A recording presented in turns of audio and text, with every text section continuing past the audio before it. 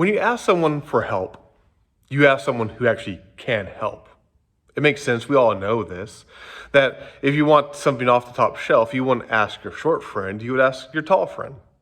If you have something going on with your car, you wouldn't ask your non-mechanically inclined friend, you would ask your mechanic friend to help you take a look.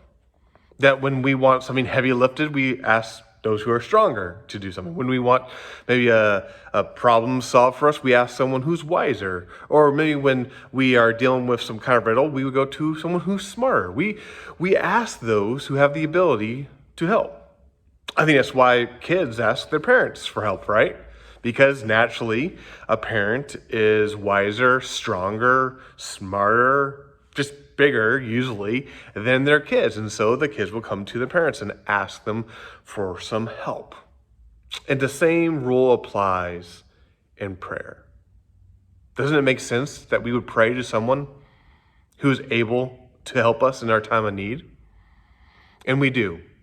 When we pray to God, we're praying to someone who has the power to respond, who has the power to answer our prayers, to solve our problems, to work in our lives, to actually change history and change the world to meet our needs.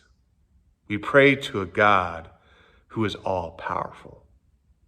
On this Thursday Pray Day, when we're talking about who is this God that we pray to, we're highlighting today this amazing fact that God is omnipotent or has omnipotence, meaning he is all powerful. There is nothing too hard for God. There's nothing too difficult for him. There's nothing he cannot do that falls in line with who he is. He is our all powerful God.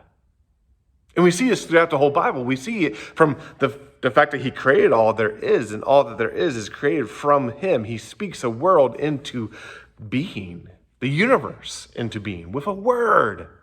This is our all-powerful God, the God who works and intercedes throughout history and brings his plan to fruition. This is our all-powerful God. But we see points where it's made very clear just how powerful I am. I think of Job 42:2, where Job is answering God and he says, I know that you can do all things and that no purpose of yours can be thwarted.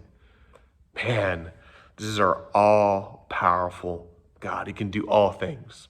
If you have a purpose, it's not going to be thwarted. No one can come against that. Even Jesus, when he's talking about God, how does he talk about this in Matthew 19, verse 26? We see him talking about how with man, this is impossible. Coming to know him, getting to heaven, this is impossible. But with God, all things are possible. This is our all-powerful God we pray to. And so when we pray today, when we pray this week, when we're praying to God, remember he is our all-powerful, omnipotent God. Our Father who loves us, but not just loves us, but now has the ability to do what we ask him to. Has the ability to work in our lives, not just our heart, not just in our minds, but actually work in our physical circumstances to heal people, to bring about the circumstances that need to be brought about, to make and ensure that his plans are going to be fulfilled. This is our all-powerful God, so that when we pray to this God, we know he can do what we ask. We know he can do what we pray for him to do. And isn't that a reassurance?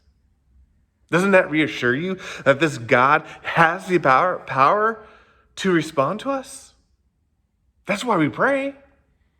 It doesn't just energize or embolden you in prayer because our God is all powerful, so we can pray about anything knowing he has the ability to respond, know he has the ability to act, knowing he has the ability to bring about what needs to happen. So pray to our all-powerful, omnipotent God with confidence that he can do what is needed in our lives and in this world.